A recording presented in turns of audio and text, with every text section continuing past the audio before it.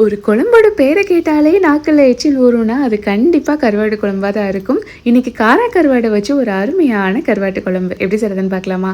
வெள்ளப்பட்ட வீட்டில் ஃபஸ்ட்டு 30 நாளில் கண்டிப்பாக இந்த குழம்பு வைப்பாங்க. ஏன்னா அது பெஸ்ட் ஃபீடிங்கை ஸ்டிமுலேட் பண்ணணும்னு சொல்லுவாங்க. இதில் அவ்வளோ பெனிஃபிட்ஸ் இருக்குது. கண்டிப்பாக நீங்களும் ட்ரை பண்ணி பாருங்கள். அதுக்கு ஒரு கடாயில் எண்ணெய் சேர்த்து அது கூடவே கடுகு, வெந்தயம், சின்ன வெங்காயம், அது கூடவே பூண்டுப்பல், பச்சை மிளகாய், கருவேப்பிலை சேர்த்து நல்லா வதக்கி விட்டுக்கோங்க. ஒரு பழுத்த தக்காளியும் சேர்த்து வதக்கி விட்டுக்கோங்க. அது கூடவே தனி மிளகாய் தூள், மஞ்சள் தூள், குழம்பு மசாலா சேர்த்துக்கோங்க.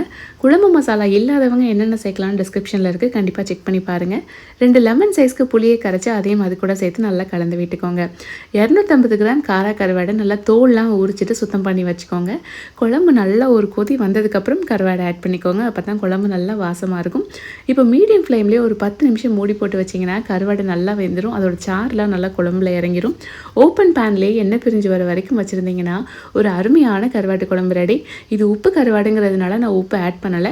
உங்களோடது இல்லை அப்படின்னா நீங்கள் எக்ஸ்ட்ரா ஆட் பண்ணிக்கோங்க. கண்டிப்பாக நீங்களும் இதை ட்ரை பண்ணி பாருங்கள்.